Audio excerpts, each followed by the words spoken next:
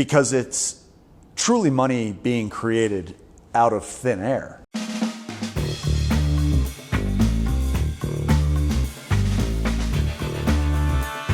Hey, welcome back to the VIP Financial Education YouTube channel, where we help you go further, faster financially while remaining safe in the process.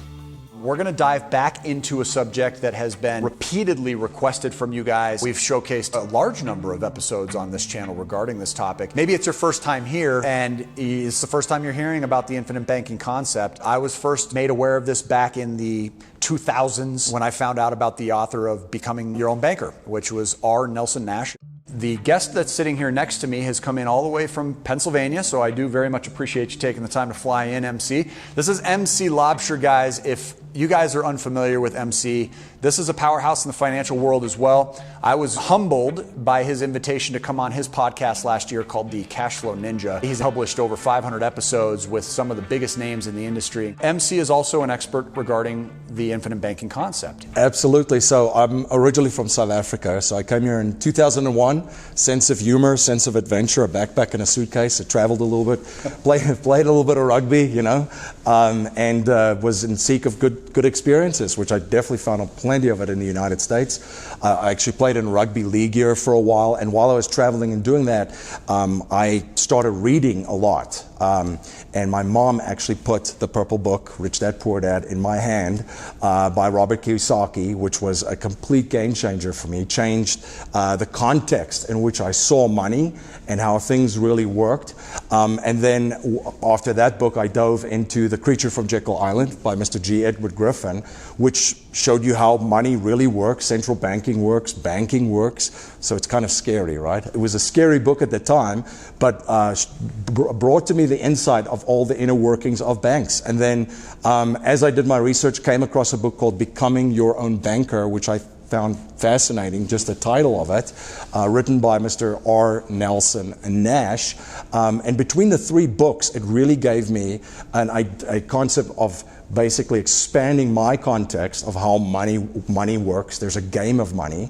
The Creature from Jekyll Island shows you actually how the game of money is being played. Let's talk about that for a minute. Yeah, sorry. So banking, give us a rundown on the idea of fractional reserve banking, because it's truly money being created out of thin air. Yeah. So how could you explain fractional reserve banking to somebody that is unfamiliar with how the inner workings of the banking system actually are happening? Yeah, so when we look at just the traditional banking model, so people would put money in banks, right? There was still a lot of value to it. There is still some today. There's online bill pay that we have. You have online access to your account. So there's still a reason why people still put money in banks, even today. So people would put money into banks, and banks would actually pay an interest on the money that you deposit to the depositors. And on the back end of their value ladder of their operation, banks lend. That's really where the profit is. So they make loans, whether it be student loans, auto loans, whether it be small business loans, mortgages. I mean, we could go over all the different types of loans that one could get from a bank. So how it works in the traditional sense was that, let's just say I put $10,000 in a bank account, right? And I would earn, let's just say, generously, the bank would pay me 1% on that for simple math. And I would get $100 on that $10,000 that I would put in a bank. But on the back end of it, their value ladder, they would actually lend out that $10,000. And let's just say they do it at 10%. Most folks would look at this transaction and say, that's really great for the banks. That's like a 9% spread. That's phenomenal.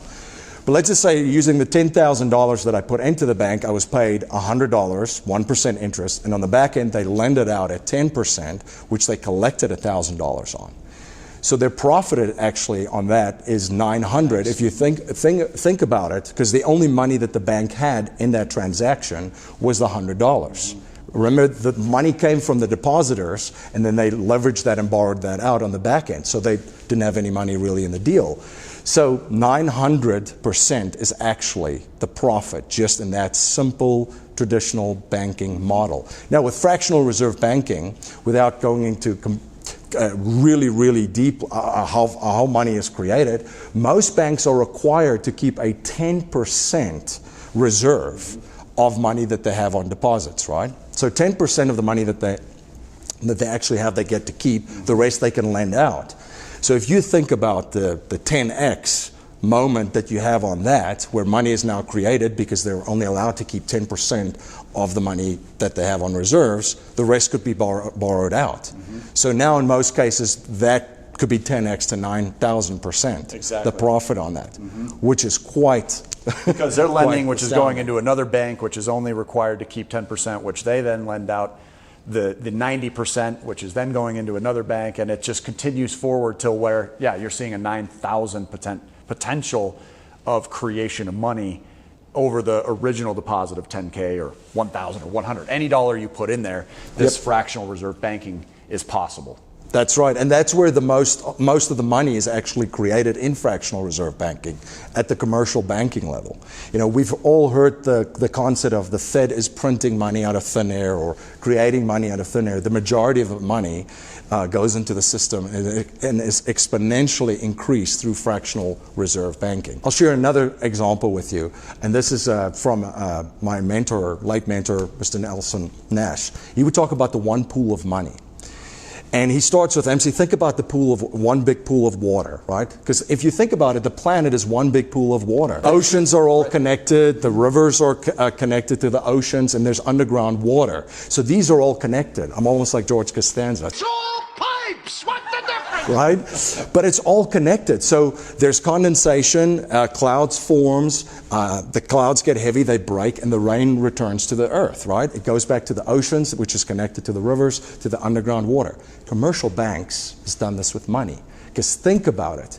If you and I go out to dinner and one of us pays for dinner, the merchant account, the money is now taken from our account and credited to the merchant account of that. They pay their employees, they go out and spend the money, and it circulates into the banks. They're all depositing it into their banks. Their banks are then fractionally reserve lending to other borrowers. That's correct. So next thing you know, almost all money is fabricated.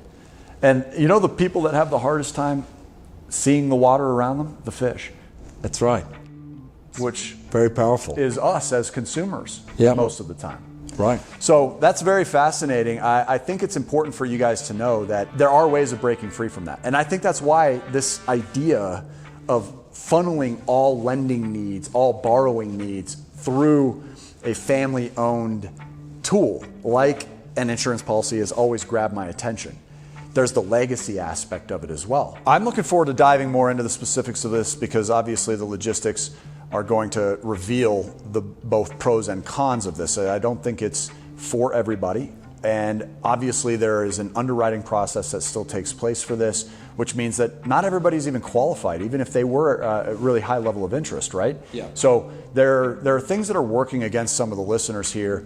And I think that's important for us to uncover. I want to unpack maybe some of the case studies that are involved with this. You know, every time I think I'm done talking about this subject, it just keeps coming back up, and you guys just keep asking for some of our most viewed content here on YouTube is discussing this infinite banking process and concept overall. And so I'm looking forward to doing that with you. I know you're the most transparent person that I've come across in this industry, and you're the first person that is going to tell somebody when they're not a great fit for it. It will almost always probably boil down to having conversations because it's case by case, I would imagine. Is that true? That's true. So what we've done is we went ahead and set up an email address so that you guys can get a hold of MC and his team. You can go ahead and reach out via ninja@vipfinancialeducation.com. Go ahead and just put IBC in the subject line, infinite banking concept, the acronym for that, so that we know when it comes in and we can just pass it along, make a warm introduction for you guys. This is the dude right here that is capable of handling the questions on this, understands the different nuances, the various marketing skins that are put on this product.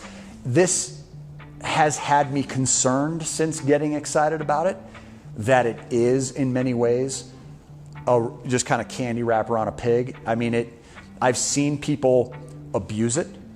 And I've never gotten that feeling from you, and you've managed really to keep your interests separate with me, which I like too. You're never really funneling and misleading and creating a common deception.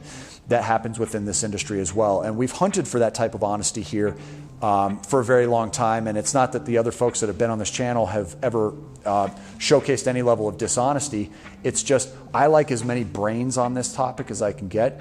I recognize I'm not the fastest learner out there, so I do need this for myself, and I know that people who are here who have attended some of our other episodes on this subject, they're going to find it useful, and people who have never even seen our channel before, you'll become subscribers because of this. Make sure you do push the subscribe button now, because we are going to come back with a number of different videos that are, it's really going to start to get into the nuts and bolts of this product so that you guys can understand whether or not it's something that you should add to your arsenal of debt weapons. I'm here to tell you it's not generally an either-or conversation. What I'm doing in order to create success is bundling everything together in order to have as many possible choices as I can have. And I look at them the same way I look at tools. I can use a handsaw and I still can benefit from a table saw. I would still like to have both. And I think that's what this is a real power tool out there. So we'll look forward to seeing you guys back on the next episode.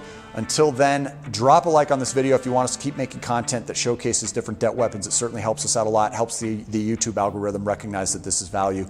And hopefully you guys will dive in and at least start reading some of the books that have helped MC and myself along the way. Until we see you on the next episode, guys, make it a great day. Take care.